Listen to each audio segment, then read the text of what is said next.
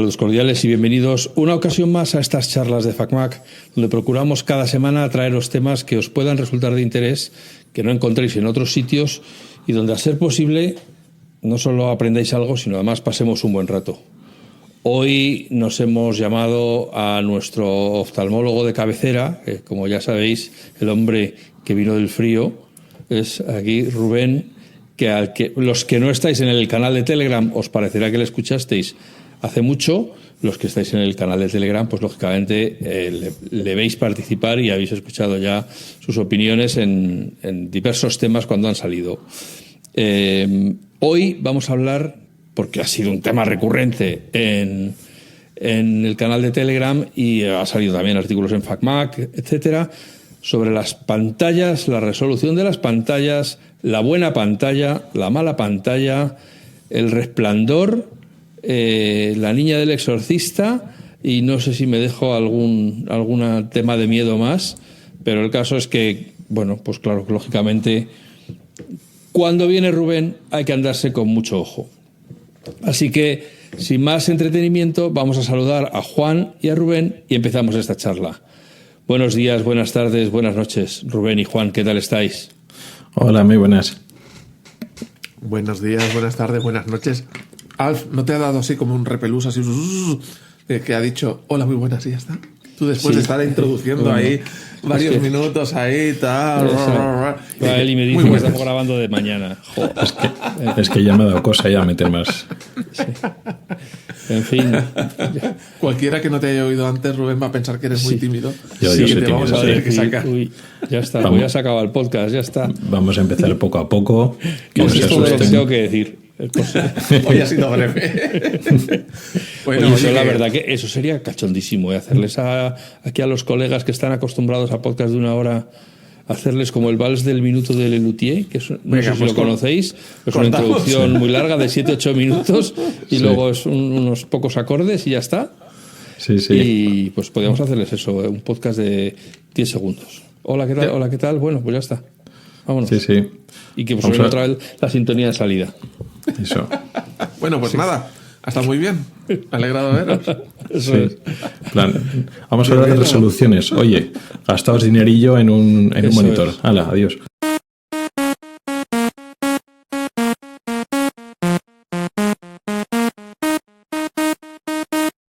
Han corrido ríos de tinta digital, siquiera de píxeles iluminados por nuestros. Se han vertido muchos bytes en hablar de pantallas y todo a razón, todo yo creo que con origen del Mac Mini nuevo, tan mini, y claro, como mini que es y no tiene el pobre pantallita, pues hay que buscar una pantallita. Entonces, la gente se ponía, ¿qué pantallita le encuentro yo a esto? Y resulta que es dificilísimo encontrar una pantalla. Hay muchas en el mercado, pero que reúna las condiciones que se parezcan a una de Apple, ostras, es muy difícil. Y entonces pues vamos a como es aquí, ya me he encasquillado. Desmontar. Vamos a sacarle todos los aspectos de la pantalla uno por uno y vamos a ir hablando un poquito y en relación sobre todo a nuestros ojos. Vale. Por ejemplo, si empezamos por donde nos habíamos planteado empezar, una de las cosas que se habla mucho es el nanotexturizado, que es una cosita que empezó con el Apple Display XDR, que este es el monitor que vale 6.000 euros, que presentó Apple hace 5 años o por ahí, hace un montón. Y dice, bueno, este cristal refleja mucho, pero si le pones una capita de nanotexturizado, resulta que ya no hay reflejos, pero que además lo tienes que limpiar con un paño que vale una pasta. Porque se mancha. Entonces, aquí tenemos que los Macs desde hace un tiempo vienen con un cristal, una pantallita que se ve muy bien, pero que refleja un montón. Y hay otros fabricantes que te ponen una pantalla mate así como que, venga, si esto no cuesta nada, si esto está chupado. Y nos vienen luego con el nanotexturizado. Entonces, Rubén, cuéntanos, ¿qué es esto del nanotexturizado? ¿Es un timo para sacarnos un pastón? ¿Es como algo? ¿No podríamos poner un plastiquito encima así y ya está? Eso. O dejarle la propia mierda que se acumula sobre la pantalla, no podría hacer de matar los reflejos. dejar el polvillo ese de meses y así refleja menos. Pues sí. Lo que pasa es que entonces perdemos calidad, claro. El truco es buscar algo que lo han llamado nanotexturizado que te permita ver bien y que quite los reflejos, que eso es un poco lo complicado. Y es caro, supongo que, bueno, sí, también pagarás algo de la marca, pero es caro sobre todo porque el truquillo ese de que veas perfectamente cuando estás mirando la pantalla es con un cristal totalmente liso, pero que no quite los reflejos, pues ese es el truquillo. Y la superficie esa del nanotexturizado, pues es cara. Es cara si la haces buena, claro. Luego otros fabricantes tienen una capa no nanotexturizada, un poco diferente, que te quita los reflejos, pero también te quita un poco de calidad. Y entonces, claro, no se trata de eso. Apple no te va a vender algo. Mira, este nanotexturizado es más caro, te quita los reflejos, pero se ve peor que la pantalla más barata. Pues no. Entonces, claro, han buscado ese truquillo del nanotexturizado, que es como la superficie, en vez de ser un cristal liso, tiene unas pequeñas estructuras que lo hacen irregular, pero esas estructuras son de tamaño nano, por eso se llama nanotexturizado. Y nano significa una cosa muy pequeñita.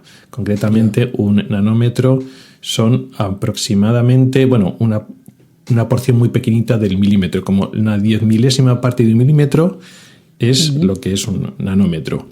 Y los nanotexturizados son, pues, una estructura irregular que tiene estructuras como valles y crestas que tiene tamaño entre 0,1 nanómetros y 100 nanómetros. O sea que es como muy pequeño. ¿Y por qué hacen eso? Y digo, bueno, ya está, pues lo haces irregular y ya está. Si lo haces un poco más grande, pues entonces tienes una superficie regular que sí, no quita los reflejos, pero te quita la calidad. Es como mirar a través de un cristal rugoso. Y entonces el truco que es un truco físico un poco complejo, es que cuando lo miras de frente es como si fuera totalmente regular, no cuenta, por decirlo así. Entonces, como si fuera totalmente liso. Como un cristal tradicional. Estándar, como un cristal estándar. Cuando lo miras de frente, cuando tienes que mirar la luz que va a través de frente, no te quita ningún tipo de calidad. Pero la luz que viene oblicua, pues en vez de reflejarse como si fuera tipo imagen especular, que diera un reflejo, lo que hace es dispersar la luz. Entonces, esas propiedades no es con cualquier estructura, tiene que ser una estructura de 50, 70 nanómetros, ni más grande ni más pequeña. Y claro, eso es muy difícil de crear. O sea, yo, a ver, lo que estaba mirando aquí en las notitas que tenemos, si juntamos 1.000 millones de puntitos de estos nanométricos, en 1.000 millones caben en 1 milímetro. No, en 1 metro. Sí. 1.000 millones caben en 1 metro. O sea, eso es. Es una barbaridad de pequeño. Entonces, tratan el cristal con ese... Le dan esa forma, digamos, al cristal.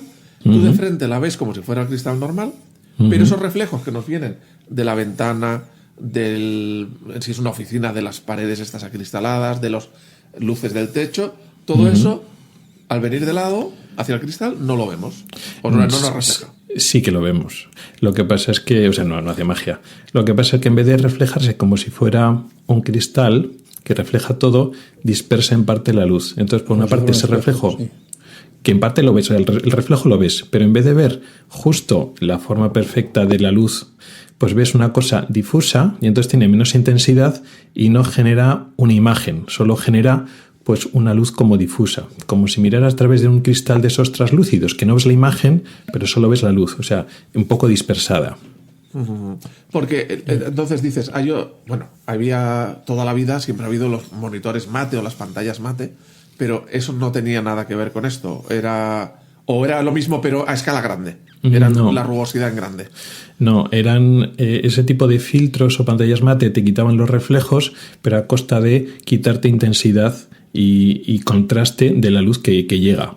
Entonces, claro, en tiempos antiguos, cuando trabajamos sobre todo con texto, pues como con las pantallas verdes, por ejemplo, si vamos muy adelante, o las blancas, pues sí, pues como estás escribiendo texto blanco sobre negro, aunque te quiten un poquito de intensidad, te da igual. Pero claro, nosotros que queremos pues definición de retina y queremos ver los dibujos y lo queremos ver con máxima definición, tu fotografía, pues no tiene sentido quitarte calidad por quitarte reflejos. Yeah. Y esto parece ser que tiene un precio, no he hablado del económico, hablo del precio de que parece ser que esas estructuras es fácil que se manchen y es difícil de limpiar. Eso es.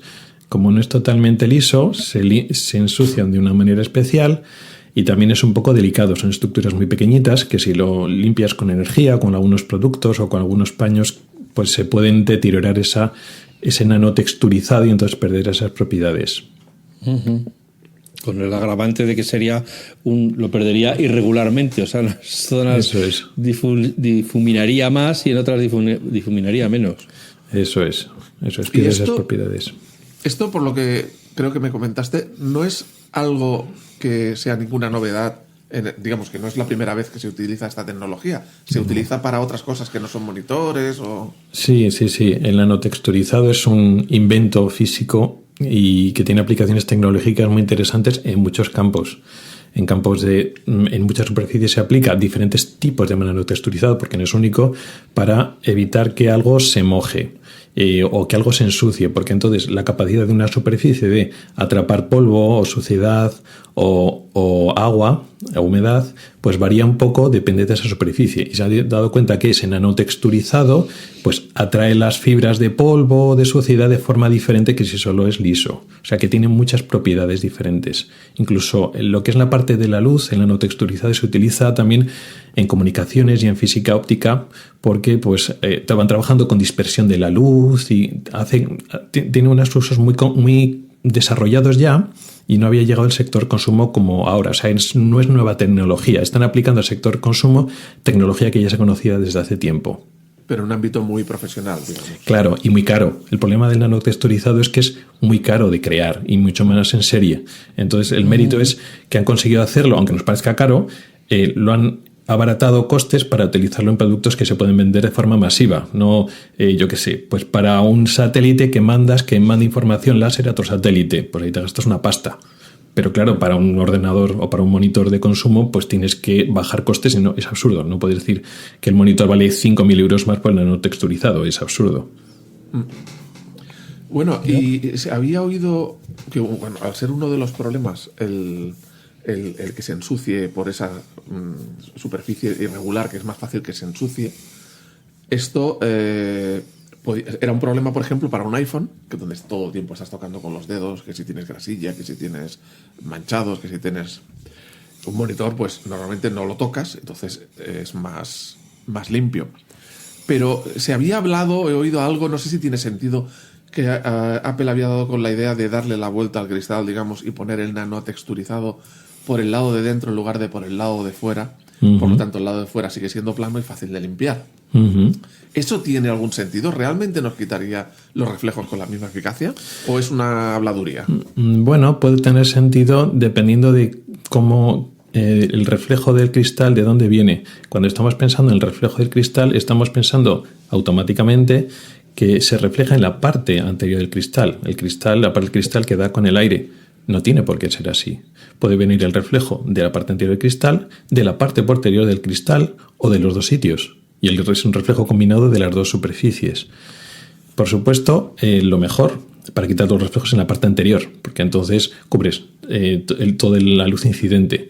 Pero si hay un componente importante en la parte posterior del cristal, si pones el nanotexturizado atrás, pues le quitas ese componente y tienes la ventaja de que el nanotexturizado está protegido. No se va a ensuciar, no va a interactuar con el ambiente.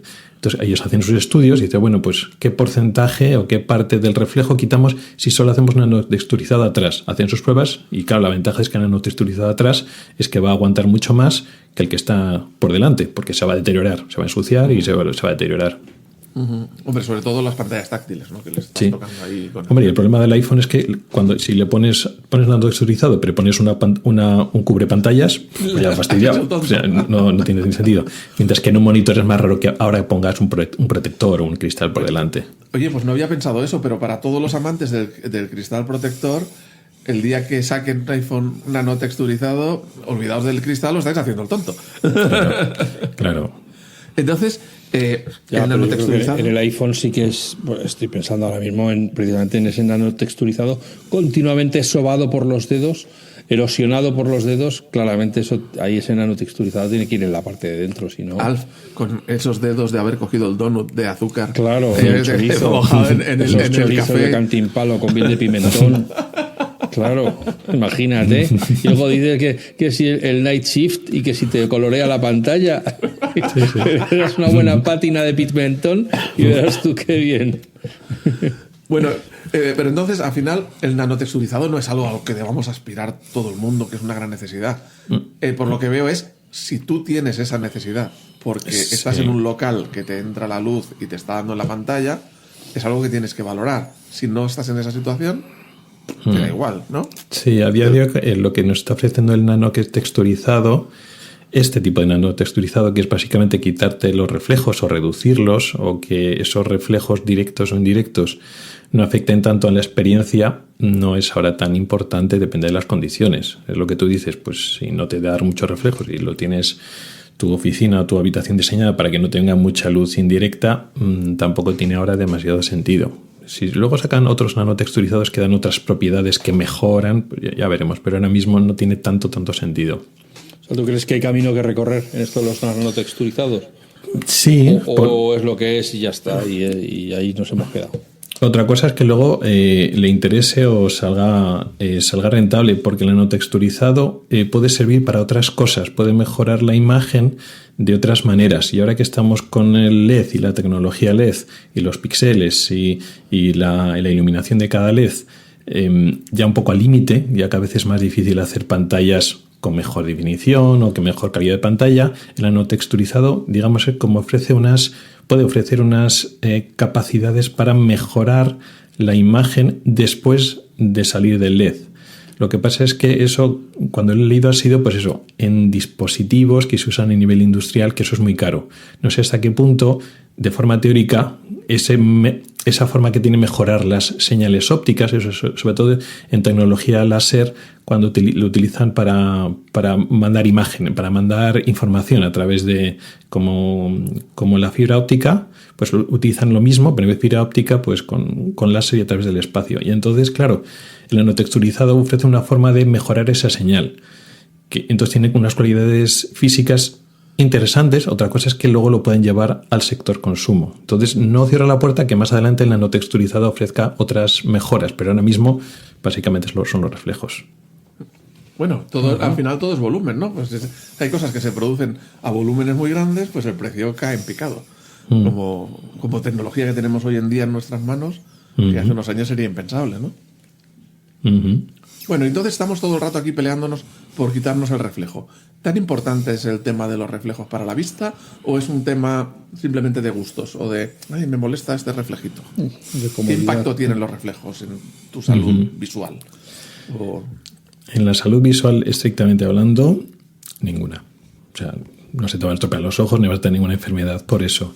Lo que pasa es que depende de la calidad de la pantalla, valores como pues, el contraste, etcétera, y los reflejos que actúan en contra hacen que igual la imagen no la ves mejor, no la ves bien, el reflejo te quita contraste, que te quita capacidad y entonces es peor. Y entonces cuando llevas varias horas allí y entonces los reflejos hacen que lo veas mal y te tienes que esforzar y lo ves borroso, pues puedes acabar con síntomas visuales. Eso sí, pues fatiga visual, dolor de cabeza, pero eso no te va a afectar a la salud visual. O sea, comprarte un nanotexturizado o preocuparte por los reflejos porque se te va a estropear la vista, decir, bueno, pues mira, yo tengo enfermedades de retina, voy a comprarme un monitor con nanotexturizado para proteger mis ojos, o yo tengo gafas para que no me suba la graduación, voy a cuidar los reflejos cambiando el monitor. No, eso no tiene sentido.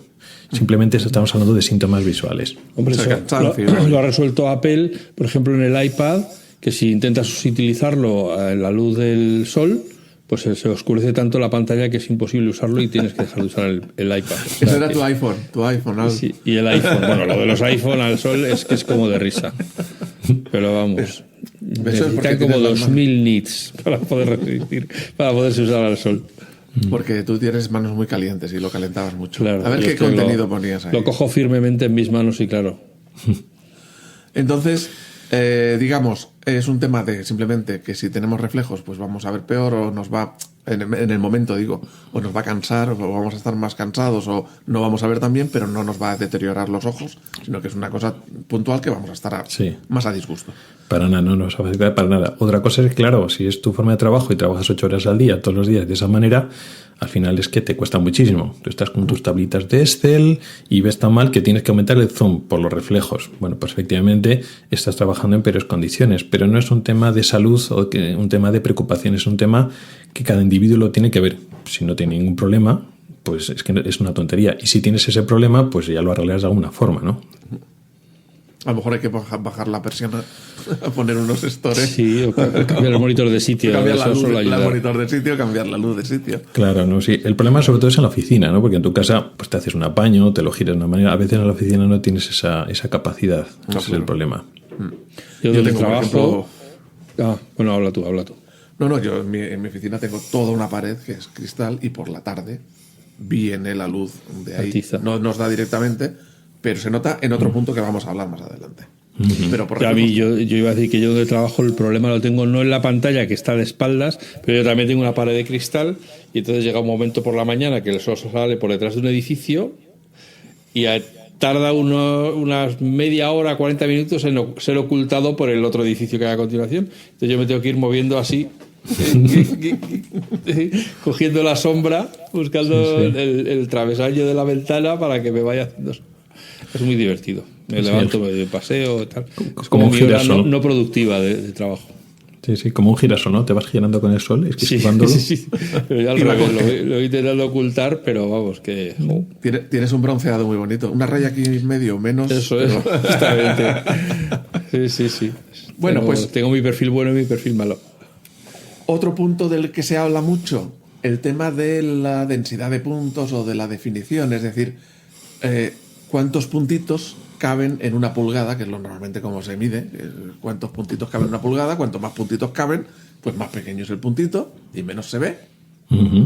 Y Apple se inventó un nombre de marketing hace un tiempo que le llamó el Retina Display, que era básicamente el número de puntos que hay que llegar para que el ojo humano normalmente no vea los puntos a la distancia normal, porque no es el mismo la definición, o sea, el retina de un monitor, que lo ves más lejos, que el retina de un iPad, que el retina de un iPhone, que lo ves más cerca. O sea, el del iPhone requiere más puntos por pulgada y el del monitor requiere menos porque está un poquito más lejos. Y, a ver, el concepto me parece fantástico desde el punto de vista de que hemos visto otros dispositivos de otras marcas que le metan ahí, venga, un 4K en una pantallita de un teléfono. Pero ¿para qué ha de estar el teléfono o el procesador calculando tantos puntos si el ojo ya no es capaz de verlos? Es por lo de grande, ande o no ande. Pero normalmente ahora nos encontramos que tenemos los monitores estos que podemos ver de Apple de Retina, que los tenemos en todos los monitores de Apple, desde el iMac, el MacBook Pro, el teléfono, el reloj, todos tienen esta definición. Y luego lo normal en el mercado, que suelen ser monitores que tienen la mitad de puntos por pulgada. Estamos hablando de 118 contra 109 o valores así. Y ahí sí se ve los puntitos en la pantalla. ¿Qué importancia tiene el ver o no ver los puntitos para el ojo o para nosotros cuando estamos trabajando? Antes tenía más, hace 10 o 15 años tenía más importancia. Ahora no tanta. Sí que es cierto que la sensación de ver con los dispositivos de Apple o dispositivos de gran definición de muchos puntos por pulgada está bien porque efectivamente ya no ves los píxeles, ya no puedes ver ningún píxel ni nada.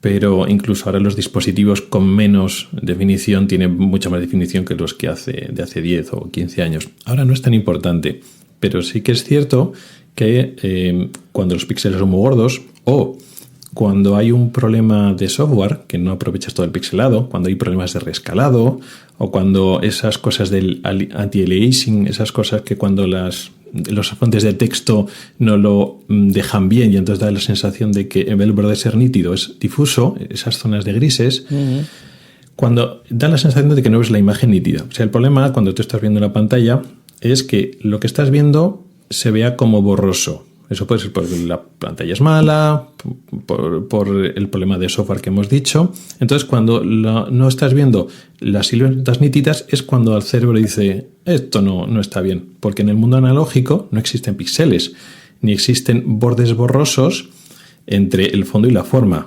Tú estás viendo una persona, la silueta de la persona y el fondo es un borde estricto, no está borroso. Y cuando está borroso, le estás diciendo al cerebro, está desenfocado. Y entonces el cerebro manda imagen al ojo, enfócate, porque está borroso. Y entonces el ojo intenta enfocar. Para que os hagáis una idea, más o menos el ojo hace unas 50 esfuerzos de enfoque por segundo. O sea que entre el cerebro y el ojo está todo el rato mandando, oye, está desenfocado, enfócate. Ah, vale, ahora está enfocado. Cambias la mirada. Vuelve a estar desenfocado, enfócate. Entonces, claro, cuando tú una imagen es borrosa, no es nítida, es borrosa, el cerebro no lo entiende. El cerebro entiende que el ojo lo está haciendo mal.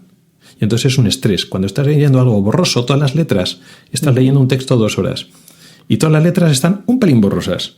Bueno, pues el cerebro está todo el rato mandando imágenes al ojo. Enfócate, que estoy viendo mal. Y eso causa mucho estrés y eso causa mucha fatiga. Por eso es importante. Yo esto lo recuerdo muy claro también de hace unos años. Sobre todo, no sé si pasa ahora porque ya hace mucho que no toco Windows, pero en Windows, creo que en el 10 sobre todo y tal, algunas ventanas se veían perfectamente nítidas y otras ventanas como que eran heredadas de propias ventanas de Windows, de configuración, de panel de configuración y tal, se veía la letra borrosa, o sea, no se veía tan nítida, y la de al lado de otra ventana se veía bien, o sea, era un problema de software. Y tenía todos esos modos de corrección del anti-aliasing, del ClearType, creo que le llamaba Microsoft ClearType, pero ahí buscando de varias muestras cuál es la que se veía mejor y ninguna se acababa de ver bien. Entonces, claro, ostras, es que eso era como que nunca habías encontrado la forma correcta de ponerlo. Y también ver mucha gente que decía, no, yo no puedo leer cosas, documentos largos o lo que sea en la pantalla. Tengo que imprimírmelo para verlo en papel porque me cansa la vista la pantalla. Gran parte de eso puede ser que es una pantalla, lo normal que tenemos en el trabajo son pantallas de baja definición, una pantalla que no dibuja la letra perfectamente nítida, y entonces el ojo está intentando enfocar todo el tiempo porque dice, no lo consigo, y te estás cansando, ¿no? Sí, eso es. Pasaba como decíamos antes, pero ahora aún así, pues una pantalla de poca definición, pues tampoco ayuda mucho, y sobre todo el problema de software. Y entonces, claro, ese esfuerzo continuo que hace el cerebro es un poco una parte de lo que causa la fatiga visual. Hay otras partes, ¿no? Temas de iluminación y tal. Mientras que, claro, cuando tú te lo imprimes y estás leyendo el papel como en iluminación, la letra impresa está totalmente definida. No tiene ese problema de la pantalla, del falso desenfoque que estás engañando al cerebro y que está todo el rato enfocando. Porque y fíjate que me acuerdo, creo que de haberlo hablado en su día con la doctora de trabajo, cuando empezábamos a pasar, o todavía usábamos los monitores de tubo y empezábamos a pasarlo a los planos, y que siempre se decía que la radiación de los monitores de tubo, que la radiación que te hacía daño a los ojos, te hacía daño a la vista o tal y cual. Y recuerdo así un poco borroso, pero que el tema era más, o sea, la ventaja de los planos, de los monitores planos, del LCD, ya no era tanto que la radiación que te echaba a los ojos, sino que simplemente la imagen era más nítida y el ojo se cansaba menos porque le costaba menos enfocar que en los de tubo de rayos catódicos. Esa era una parte, la nitidez que se ha conseguido con los nuevos monitores planos, y la otra parte es que la imagen ya no es lo que se llama estroboscópica, ya no, es una imagen constante, que eso tiene que ver con el tema de lo de la tasa de refresco, que es otra causa de fatiga visual que había en los monitores, los famosos CRTs. Por una parte, la cantidad de luz, porque los monitores te daban una cantidad de luz más intensa, con lo cual pues es como si tú estás mirando directamente a tu pantalla, o mejor dicho, a tu lámpara, pero sin protección, y estás mirando una lámpara, una bombilla todo el rato, pues cansa porque es una luz intensa. No es peligrosa, pero te cansa. Claro, los monitores de CRTs tenían una luz muy intensa y no estaba muy calibrada con el entorno. Los monitores planos lo hacen mucho mejor. Con lo cual es un tema de definición, ¿vale? De intensidad de luz. No hace falta tanta intensidad para conseguir buen contraste. Ese es el truco. Buen contraste sin mucha cantidad de luz, que eso lo consiguen. Y luego la tercera, el tema del refresco, que el monitor CRT no es una imagen constante, es una imagen que parpadea, va y viene, mientras que las pantallas planas es una imagen constante. Entonces son las tres grandes diferencias. Claro. Ahí al final el tubo la pantalla de tubo de toda la vida que le llamamos de culo, de la tele de culo, al final era un puntito de luz que iba recorriendo toda la pantalla y llegaba hasta abajo del todo y volvía a empezar desde arriba, pero al final solo había un puntito de luz iluminado en cada momento. Pasa que iba muy rápido y no lo notábamos. Pero es verdad que ahí había un parpadeo constante. Claro. Entonces, ¿qué importancia le das a los puntos por pulgada? Uno de nuestros oyentes que esté pensando en comprarse un monitor debería tener muy en cuenta los puntos por pulgada, la definición a la hora de escogerlo, o no es tan importante, es un tema más de gustos. No es un tema de gustos, pero como todo depende, es como cuando le preguntas ¿qué ordenador me compro? Pues depende, un Mac Mini, un Mac Studio, un portátil, pues depende del uso que le des. Claro, si este es un entorno óptimo, pues un monitor con no demasiada intensidad, no demasiado brillo, pues te va a hacer el apaño. Igual no va a ser lo más bonito del mundo, pero te sirve el apaño. Si vas a tener reflejos, si vas a tener mucha luz natural o la luz artificial no está bien calibrada, pues claro, si no tiene mucho brillo, la imagen no va a estar bien contrastada y eso te va a cansar y va a ser más difícil. Entonces, claro, te depende del entorno. Pero hablando puntualmente del tema de la definición, que estábamos ahora mismo, ¿es un aspecto muy importante o no es tan importante? No, ya no es tan importante. Es como lo que tú decías tú antes. Es más importante el software y que no lo haga mal, que no haga un mal aprovechamiento de las pantallas, de los puntos por píxel, que el otro, porque incluso los monitores ya no tan buenos, siempre que sean ya más o menos modernos, te ofrecen unos puntos por píxel que ya son suficientes para la mayoría de las personas. No es tan importante. Lo que yo sí les recomendaría a nuestros oyentes es que antes de elegir un monitor, si pueden ser que se vayan a una tienda, a algún sitio así, donde los tengan expuestos y los puedan ver y se fijen en la calidad de uno y en la calidad del otro, evidentemente a una distancia razonable. Yo, por ejemplo, cuando me compré la última tele que tengo ahora, que es 4K, ya habían salido las teles 8K, pero tú las veías a una distancia más o menos y las dos se veían bien. Entonces, esta es 8K, se tiene que ver mejor. Te acercabas a 10 centímetros, a 15, y es verdad que la 4K se veían los píxeles y en la 8K casi no se veían. O sea, mucho mejor la 8K. Pero lo dices, ¿ves la tele de tu casa de 70 pulgadas, 80 pulgadas a 10 centímetros? No tiene sentido. Tú la ves en el sofá, 2 metros, 3 metros. Y entonces estoy haciendo el tonto. A veces, si te pasas más de lo necesario, estás haciendo el tonto. Bueno, otro de los puntos clave en la elección del monitor, que también aquí es bastante difícil conseguir valores altos, el brillo, lo que le llaman nits o candelas por metro cuadrado. Yo cuando he estado mirando monitores, mira que hay marcas y modelos, lo normal es monitores de 250 nits, 300 nits. En los de Apple normales se están yendo a 500, 600, y en las pantallas OLED de Apple o mini LED de los MacBook Pro se van a 1600 nits. Entonces, digamos que eso es que la pantalla brilla más, da una luz más potente.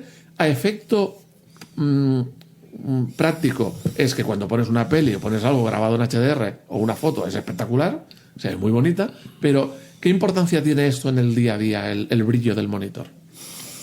Bueno, depende de lo que tú le dices, con lo que hemos comentado para antes. Si lo que lo necesitas para edición de vídeo, edición de fotografía, pues sí que es importante, claro, porque ahí estás utilizando tu ojo como herramienta para valorar el etanolaje,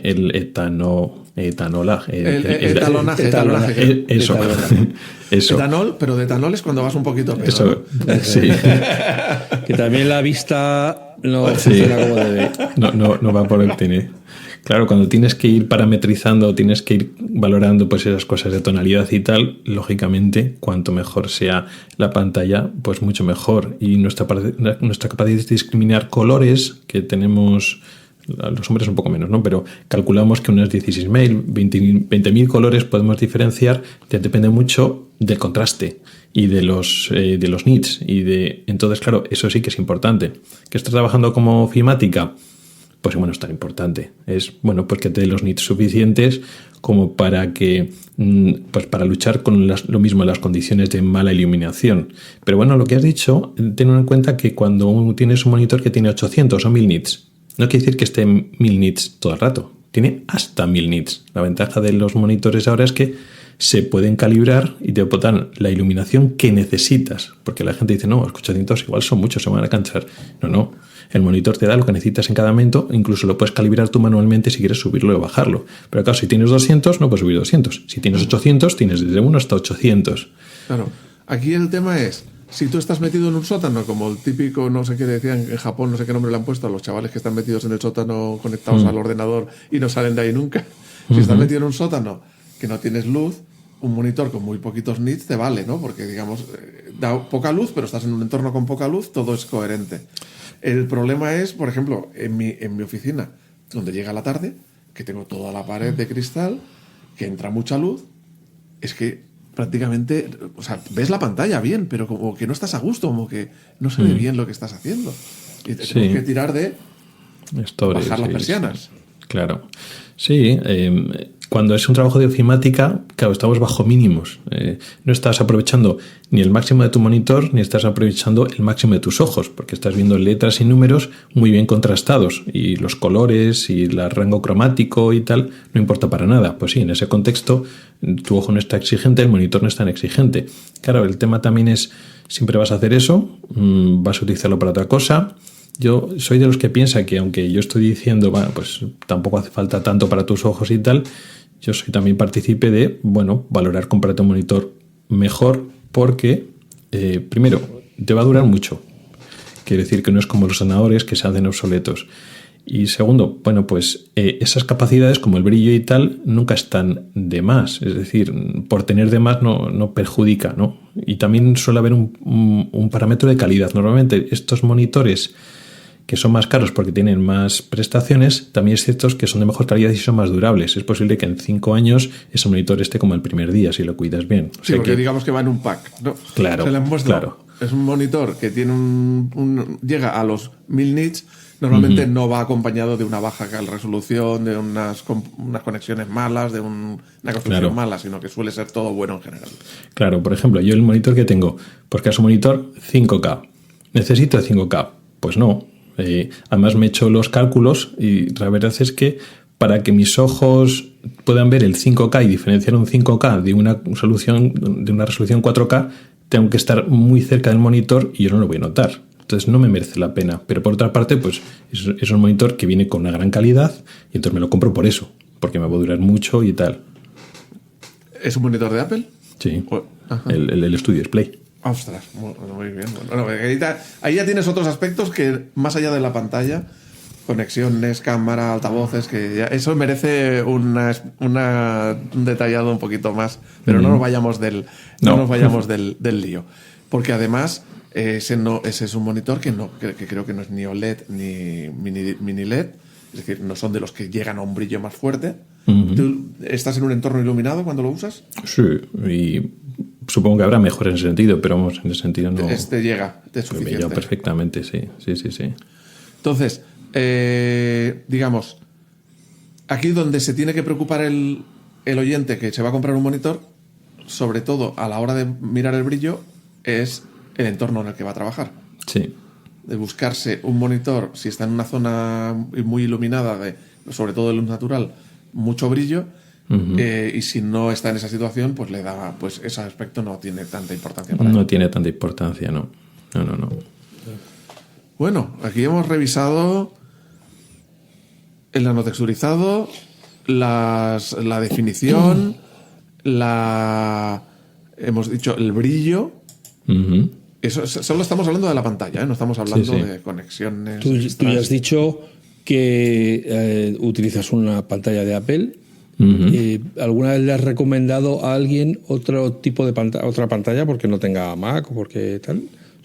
¿Hay alguna pantalla que tú sepas que es buena desde el punto de vista ocular? Bueno, desde el punto de vista ocular, pues como lo que he comentado antes, como no hay ninguna lesión o ninguna enfermedad que vaya a empeorar a partir de eso, me he basado pues en los mismos parámetros básicos que hemos dicho hasta ahora.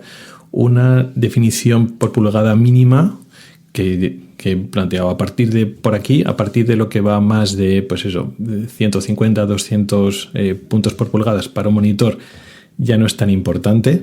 Pues sí, ya no es tan importante. Y luego, bueno, pues eso, una mínimo de 300, 400 nits puede ser suficiente si el entorno es favorable. A partir de entonces, pues no es tan importante a nivel ocular. De hecho, me estuve mirando otro tipo de monitores, eran más baratos, algún par de LGs que tenían buena pinta, pero al final, por otros motivos y también luego pues por compatibilidad y por durabilidad, he dicho, bueno, pues me voy a por el de Apple, que es un poco más caro, pero porque tiene otras mejoras. Pero a nivel de calidad, como he dicho, hace 10 años había una gran diferencia. Ahora ya no es tanto, a nada que mires un poquito, ya no es tanto. Otra cosa es que te guste o no te guste. Digo, uy, qué mal se ve la pantalla, o que comparando dos monitores aquí se ve mucho mejor una peli. Vale, sí, pero no estamos hablando de ver una peli, estamos hablando de trabajar, ¿no? Ofimática o el uso normal. No hay tanta diferencia con los monitores. Es lo típico de, para un programador, que en muchos foros, pues para un programador cualquier monitor te sirve porque estás programando. Otra cosa es el profesional que está con imágenes, ¿no? Pero no es tan importante. Gracias. Bueno, no sé si algo más sobre el tema de los brillos o pasamos a otros temas más truculentos. Temas truculentos, wow. Sí. Bueno. Acompañado del brillo, el que nos hace ese mal constante, creo que lo hablamos otra vez, pero no está mal que lo hablemos, el tema de la famosa luz azul y todo eso. Porque cuando he estado mirando monitores, siguen utilizándose ese reclamo de que te protege de la luz azul. El y filtro cosas de la así. luz azul. Entonces, es un reclamo que se sigue apareciendo cuando ves los monitores en la tienda Sí. online. Sí, en la tienda online y también pues en las gafas y diferentes dispositivos, incluso a nivel de software y tal.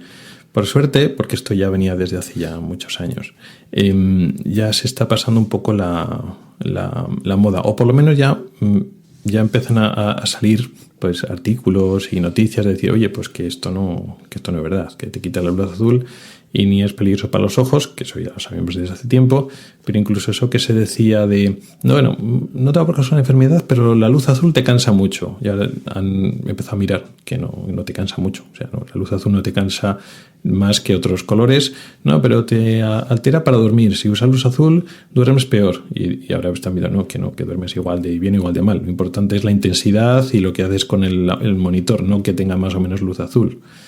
Que te guste, no, es que yo cuando quiero dormir quiero verlo pues con el night shift, con amarillito y naranja y no el azul. Bueno, pues si te gusta a ti, pues lo haces. Pero incluso hay estudios comparando con ya un poco más aleatorizados y no, o sea, la gente que utiliza mucho azul para dormir se duerme igual de bien o igual de mal a igual de condiciones. Con lo cual, bueno, pues por supuesto, por lo menos ya la moda se va pasando.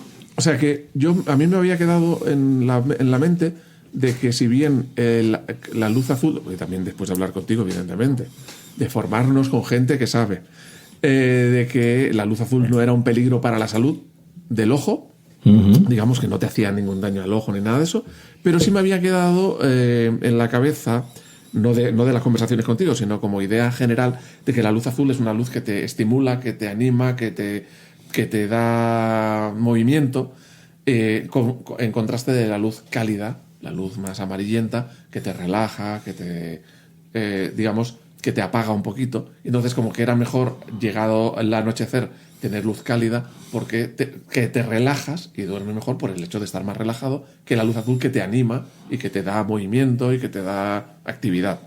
Eso tampoco, digamos. No. Eso tampoco. Y claro, eso han tenido que hacer más estudios bien diseñados para demostrar que no hay mucha diferencia. Luego individualmente tú te gusta lo que quieras, ¿no? No, claro. Como el que le gusta, no, yo para dormir me pongo música jazz. Perfecto, ya creo que no le gusta. Pero a nivel más o menos global eso no existe. Y de hecho tenía muy poca lo que se llama plausibilidad biológica. Es decir, no había mucha lógica detrás, porque nuestro cerebro y nuestro ojo está desarrollado después de millones de años de la evolución natural, ha ido cambiando en nuestra forma que nosotros regulamos. Y nosotros cuando nos vamos a dormir, cuando se hace de noche en el entorno natural, cuando se va la luz del sol, la luz nocturna es azul. O sea, no es una luz fría. Y nosotros estamos acostumbrados a dormirnos con la luz de las estrellas y la luz del cielo, que es básicamente azul. O sea, es mucho más azul que mucho más roja. Luego el ser humano inventó el fuego, pero se llegó mucho más tarde. Y entonces eso no ha tenido un peso evolutivo, sino los cientos y miles de años que pasaron anteriormente. Entonces nuestros ojos, como el de otros mamíferos, cuando se hace noche, se hace azul y ¡uy! A dormir. Con lo cual no tenía mucho sentido que la luz azul nos despertara más que la luz roja, cuando evidentemente la luz azul es la de la noche y la roja es la del día, ¿no? No tiene mucho sentido. Otro mito que nos hemos cargado. Vaya, hombre. Otro mito que nos hemos cargado. Si es que... Yo tengo activado el Night Shift, ¿eh? No, a ver, que no está mal, que hay gente que le relaja, ¿no? Pues es perfecto, ¿no? Pero tampoco hay una razón biológica detrás. Ya. Yo uso, sí te reconozco que para leer en la aplicación de libros, sí me gusta, de día suelo escoger la combinación sepia, que es la letra así marroncita con el fondo más sepia. Pero bueno, entiendo que es un tema de gusto, más que el blanco sobre negro. Y de noche, pues al revés, ¿no? Más el negro, el blanco y letra blanca sobre fondo negro. Pero bueno, ya entiendo, ahí va más a gustos. A mí, ya cuando llega la hora de irse al catre, sí que me gusta que las luces sean suavecitas. Pero eso ya es porque... Si dan de repente la luz del techo, digo, oiga, ¿a dónde vas con eso? Sí, ahí es un gran avance y yo lo tengo así configurado y en casa de familiares también lo hemos puesto con las luces, en este caso con las Philips Hue, pero otras también se puede y la puedes configurar con el con Siri o con lo que sea y te defines los escenarios, ¿no? Y por ejemplo por la noche si has de encender la luz pues bajita o muy poquita luz o tal, ahí eso es un gustazo para esos golpes de encendías la luz y venga que te mata ahí por la noche toda esa luz. Sí, claro. Sí.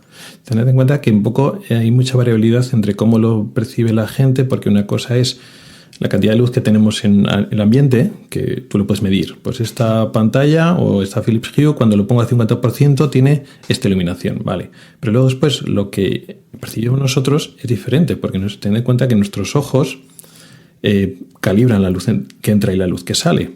Y eso funciona con iluminación, pero también funciona con las pantallas. Lo que comentábamos antes de la iluminación de la pantalla, bien, eso es un dato objetivo, pero la luz que percibimos o la intensidad de luz de la pantalla que perciben nuestros ojos es diferente para cada persona, porque algunos tenemos las pupilas un poco más pequeñas, otros tenemos las pupilas un poquito más grandes, y lo que hemos comentado del entorno, es decir, 200 nits cuando hay poca iluminación el entorno, pues en los ojos es mucho, y esos mismos nits cuando a nivel individual pues tus ojos son menos sensibles a luz o hay mucha luz ambiente, es una imagen muy poco intensa. O sea que una parte son los nits y otra cosa es la percepción subjetiva de si la imagen tiene mucha o poca luz. Y entonces lo que es la pantalla es un factor que lo que te compres y tal, el entorno que lo podemos cambiar, y también hay susceptibilidad individual. Hay gente que te dice, este monitor está muy, muy intenso, y tú dices, pues no, sí, lo veo normal, porque hay variabilidad entre personas, es el tema. Claro, y también somos un poquito como vemos en los gatos, que los gatos se ven muy fácil, que se nos cierra y se nos abre la pupila en función del momento del día, que por la noche tienen unos ojazos así de grandes y por el día ahí pequeñito. Y somos iguales, pero se nos ve menos, ¿no? Si pasas mucho rato delante de una pantalla, sí que tienes un cierto factor de deslumbramiento, ¿no? Que incluso aunque cierres los párpados, sigues teniendo esa sensación de que la luz está dentro de tu cabeza. Sí, se adapta nuestros ojos a la intensidad que tenemos en el entorno, y solo porque cerramos los ojos se tardan 15 o 20 minutos para perder esa adaptación a la luz o a la oscuridad. Entonces, claro, si tenemos un monitor muy intenso, al final se te puede cansar o luego después pierdes sensibilidad a la luz. Los conos y los bastoncillos, vamos a recordarles aquí, pobrecillos. Los conos y los bastoncillos que están ahí trabajando 24/7 y nadie los menciona. No, los conos y los bastones tienen muchos cambios metabólicos. De hecho, hay cambios en lo que está pasando en las células cuando estamos mucho rato con la pantalla. Depende de la intensidad de la pantalla, claro. Pues entonces, tenemos que tener una pantalla que nos permita ajustar el brillo fácilmente. Algunas pantallas es una historia, porque tienes que meterte en tantas opciones con los menús que nadie sabe ajustarle el brillo. ¿Ah, sí? Deberíamos poder ajustar el brillo. No, Rubén, no todos son como la tuya, que le tocas aquí F1 y F2 y sube y baja el brillo de la pantalla. Sí, los monitores de terceros normalmente lo tienes que ajustar en el monitor. Claro, sí, y además, sí. si es como este que tengo yo ahora mismo, que es de prestado de la empresa, Lenovo, tienes que entrar dentro de menús, dentro de opciones y tal, y dices, bueno, ya no lo cambio. Vale. Ahí es importante también que hay algunos monitores que tienen un propio sensor de luz y ellos mismos se regulan según la luz ambiental. Claro, sí. Pero supongo que ya muchos de los modelos ya lo tienen directamente. No lo sé. Es un aspecto, queridos oyentes, que tenéis que mirar antes de elegir. Si se regulan o no en función de la luz ambiental. Porque eso también haría que, si es difícil ajustar la luz porque son sistemas así pensados con el ojete, pues que se ajusten solos, pues es una gran ventaja visual y para reducir la fatiga. Sí. No lo habíamos pensado, no lo habíamos puesto en la lista, pero verdad, la facilidad de ajustar el brillo también es importante. Pues yo ahora he quitado un monitor HP que tenía y se ajustaba con un joystick de estos como los de las BlackBerry, que está aquí debajo del borde. Entonces ahí tocas y sale un menú circular donde tú, moviendo para izquierda, derecha, arriba o abajo, vas a donde quieres y luego a partir de ahí ya te sale una lista. O sea, no es nada que digas, venga, lo cambio un poquito. No, te quedas como estás, ¿no? O sea, antes se te caen los ojos de la calavera que cambiar el vídeo de esa pantalla, porque no... Eso es un dolor. Por eso la he quitado al final. No, y en el mío que tengo pasa lo mismo. Es un problema. Y entonces, hemos hablado antes de un elemento que hemos pasado así un poquito rápido, pero que lo tenía yo aquí apuntado para que lo viésemos con cuidado, aunque ya lo hemos explicado un poco. La frecuencia de refresco. Que cada vez se está poniendo más de moda monitores que tengan frecuencias de refresco, o sea, que las imágenes cambian más rápido, es decir, lo normal era 60 hercios o 50-60 y ya estamos hablando de algunas de 120, algunas de 200 o 240. ¿Qué importancia tiene a día de hoy esa tasa de refresco? Porque para los juegos sí es verdad que dices, es que si se refresca la imagen antes, veo si aparece el enemigo y le pego un tiro antes. Ahí hay una componente importante, pero que tiene que ver con el transcurso del juego, no tiene que ver con la calidad de imagen o la salud visual. Respecto a la calidad de imagen y la salud visual, ¿la tasa de refresco a día de hoy es importante? Ahora no. Antes sí, como lo que habíamos comentado de los monitores cabezones, los CRTs, cuando eran tubos catódicos, sí, porque entonces había parpadeo, había flicker. Y eso era inherente a la tecnología. Entonces, ya que había parpadeo, cuanto más hercios tenía, el parpadeo fatigaba menos a los ojos, porque nuestro cerebro percibe la imagen continua, pero en el ojo no, recibe luz y de repente no recibe luz, no recibe luz. Y eso causa mucha fatiga al ojo y al cerebro para hacer la ilusión de que tú ves una imagen continua cuando estás recibiendo todo el rato flash, ¿no? Como luces estroboscópicas. Y entonces, claro, 60 hercios podía cansar y a partir de los 80, 100 hercios la cosa mejoraba bastante. Ahora no tiene mucha importancia porque la imagen es continua, entonces no hay flickers, no hay parpadeos y ahora solo tiene importancia en el concepto de las animaciones. O sea, los objetos en movimiento, pues entonces se perciben pues entrecortados o se perciben más continuos en una peli, en un juego, etcétera. O sea, ahora es por placer visual, lo veo más fluido o menos fluido. Ahora mismo no tiene mucha importancia en el factor de salud ahora mismo, pero sí que lo va a tener más adelante o más pronto que tarde en los dispositivos de realidad virtual, en el Vision Pro. Anda. Porque claro, ahí ya no estás viendo una pantalla y dices, mira, pues cuando hago un scroll, pues se veo bien, pero cuando tengo 120 hercios el scroll se ve muy fluido. Y si no, con 60 hercios, pues se ve bien. Bueno, pues ya está. Pero claro, tú cuando estás en el Vision Pro, tú, la realidad, ya no digo los juguetes virtuales, la realidad que ves a tu alrededor la estás viendo a través de una pantalla. Y entonces tú le tienes que convencer al cerebro. Esto que es la realidad de tu entorno cuando estás girando, moviendo las cosas. Si hay cierto lag, si hay cierto retraso en el entorno tridimensional que tiene que ser real, entonces rompes la ilusión de la realidad. Y entonces eso puede causar mucha fatiga visual, fatiga ocular, incluso cierto tipo de mareos, porque tú giras, te vas moviendo y la imagen puede como retrasarse o entrecortarse un poquito. Entonces ahí sí que va a ser importante la tasa de refresco, porque entonces se rompe la ilusión de que estás en un entorno real y entonces puede causar desequilibrios o mareos. En eso sí que es importante. Pero bueno, supongo, eso no lo he mirado, pero yo creo que la tasa de refresco del Apple Vision Pro supongo que será importante. Eso es una cosa que te iba a preguntar, no sé si la tenías, pero bueno, es un dato que no lo tenemos ahora a mano, pero claro, es importante por el hecho ese que tú dices de que yo muevo la cabeza y la imagen tiene que ir muy rápido para que no me maree, para que diga no hay diferencia del mundo real a lo que yo me espero. O sea, lo que estoy viendo respecto a lo que me esperaría del mundo real. Eso es.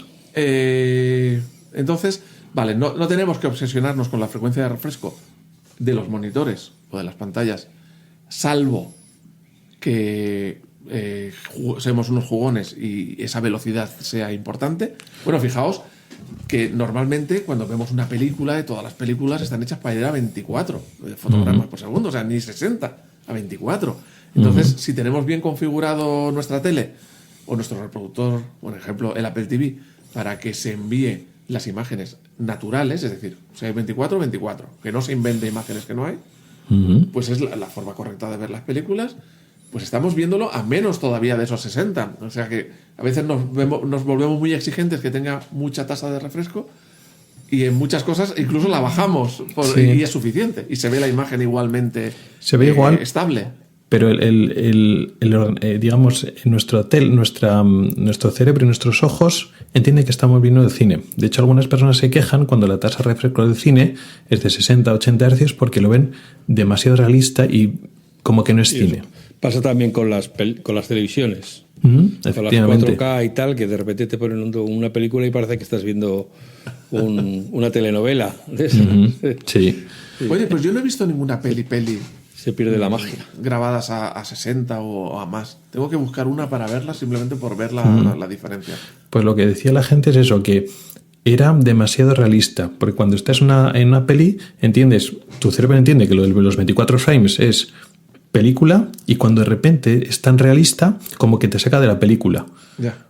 Pero claro, cuando decían, perdonad que yo pongo aquí la nota casquivana, decían del porno que el HD les había matado porque, claro, de repente se veían todas las imperfecciones en la piel de los actores, cualquier moratón, cualquier rojez, cualquier tal. Claro, era un tema peliagudo. Eso es, sí. Pero una realidad demasiado penetrante. Sí. Oye, me has hecho recordar una cosa ahora que hablábamos de mareos. ¿Tú has probado el sistema antimareos del coche de los iPhones? Pues yo no, porque no me mareo nunca, pero mi mujer la ha probado y se marea igual. Pues yo lo he probado y me ha parecido espectacular. Total. Yo me mareo, o sea, no podía ni responder un mensaje en el coche porque sé que en el momento no, pero empezaría a estar revuelto, empezaría a estar mal. No podía ni...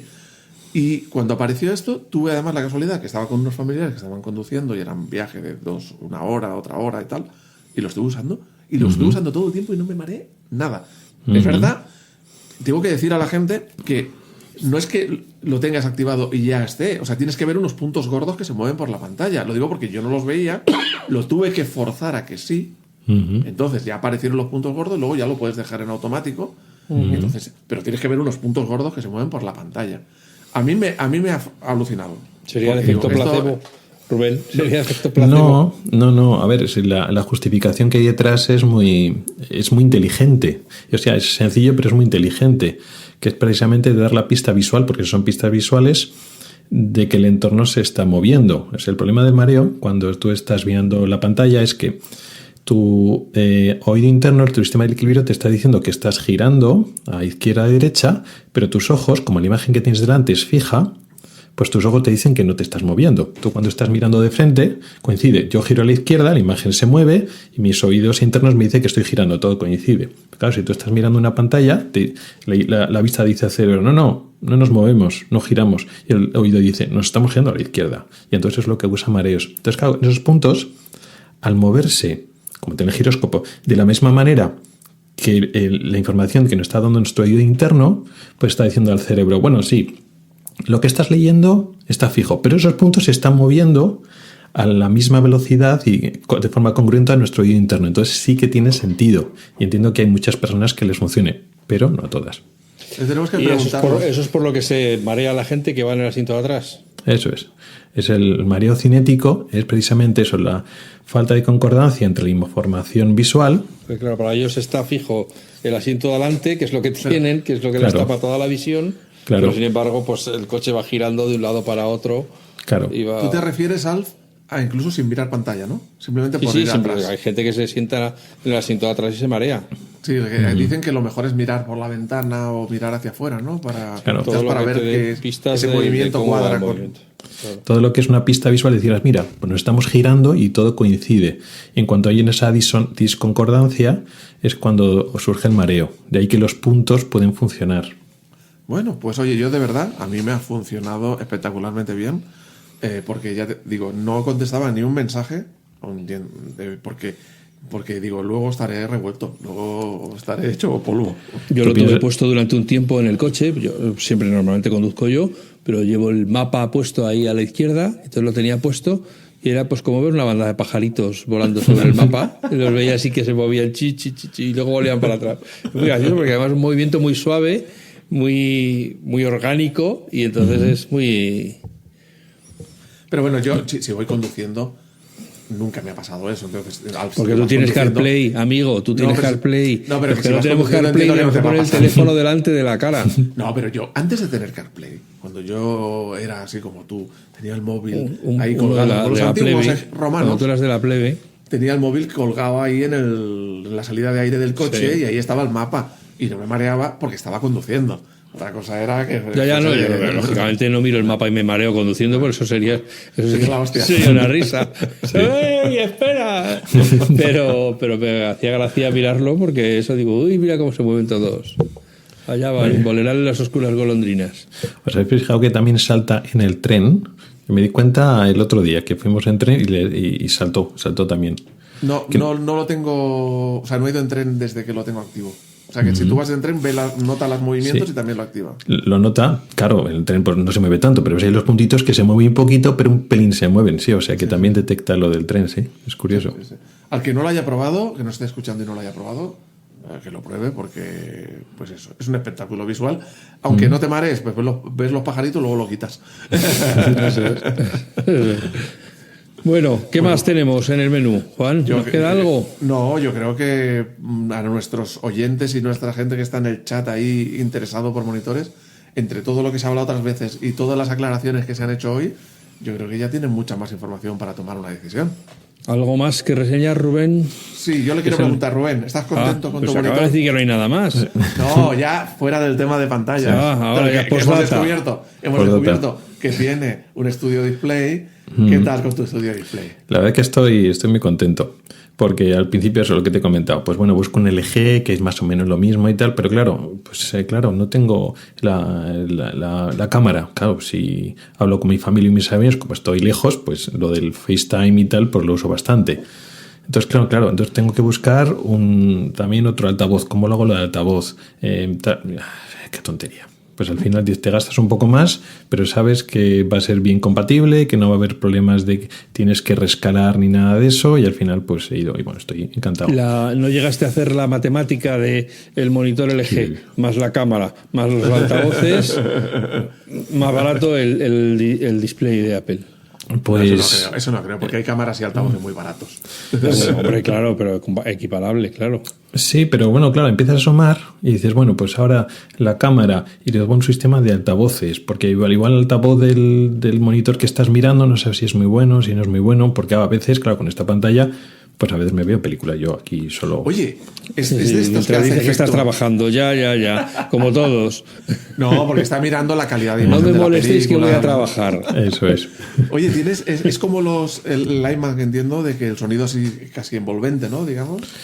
Pues sí, el ordenador que tenía antes de cambiarme de todo era un iMac y estaba fantástico, pero con este Pues, o sea, pensaba que estaba bien hasta que me puse este. Porque ya era 5K el anterior. No, tenía un iMac viejillo que no era 5K, era la generación anterior. Pues ya fue todo cambio. Sí, a nivel de pantalla, pero bueno, lo que hemos comentado, ya tenía unas definiciones tan grandes que sí me fijo cuando me acerco mucho a la pantalla. Entonces, si esta es 5K y la otra no era 5K, vale, pero yo creo que es más un tema de iluminación. Sí que es cierto que la calibración del color, de la iluminación, cómo se calibra según, porque yo estoy viendo y de repente entra mucho sol y la pantalla pues aumenta el brillo automáticamente. Eso sí que va mucho más rápido. No sé si tiene que ver, como tiene un chip en una A no sé qué. A13 creo. A13 y tal. O el mismo que el iPhone 13. No sé si es el A13 o el mismo que el iPhone 13. Pero el 13 se me quedó grabado cuando lo expliqué. Entonces hay parte de ese procesamiento que va más rápido. La calidad yo lo noto sobre todo en los altavoces. Y luego en la pantalla, la cámara es mejor, eso sí. No sé, ahora mismo te estamos viendo y te estamos viendo muy nítido. No como a Alf. Para nuestra desgracia te estamos viendo nítido. Pero bueno. Oye, pues nada. A ver, yo en este momento no tengo necesidad de monitor, pero el que tenga necesidad, o sea, el que vaya, por ejemplo, con la idea de un Mac Mini y compras un monitor, pues es un monitor caro, pero es verdad que, como estabas diciendo... ¿Qué tamaño es el Cinema Display? No, es un estudio display. El estudio display, 27 pulgadas. Pero es un dispositivo que pueden ir pasando varios Macs y seguir utilizando el mismo monitor. Claro. Es verdad que es la ventaja de que vaya por partes, que puedes reaprovechar una y puedes ir cambiando el Mac sin perder esa parte. Sí, ahora ya. Al principio me costaba porque yo era mucho de iMac, de todo en uno, y me daba mucha pena, pero el iMac no me convencía por rendimiento y tal. Lo tienes que separar y monitor y el ordenador por separado. Me da mucha pereza, pero ahora no me arrepiento. Ahora estoy encantado. ¿Lo tienes conectado a un portátil? No, lo tengo conectado a un ordenador de sobremesa. Ah, Vale. Pensaba que era... No, quería algo de... Porque los portátiles no uso. Quería algo de sobremesa y tenía un iMac. Y claro, tenía que cambiarme y entonces el iMac de ahora bien, pero quería un poquito más de potencia. Y se me queda un poquito corto. Y entonces, ¿Y no babeas ahora al ver el Mac Mini nuevo, M4? Pues todavía no. Todavía no porque tengo un Mac Studio y me va muy bien. Ostras, claro. Estamos aquí hablando de la el tamaño importa. El tamaño importa.